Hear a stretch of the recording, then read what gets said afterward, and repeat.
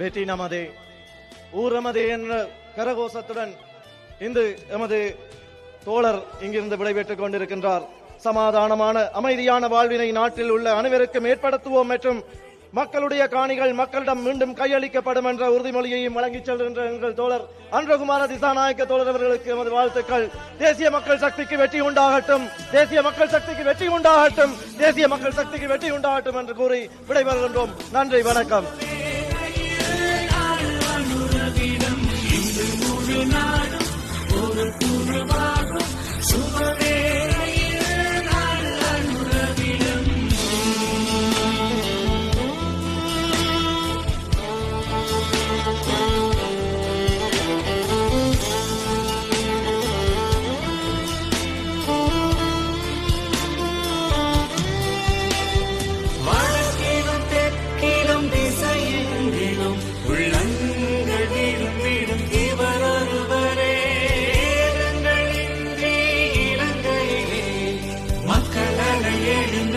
அதனால்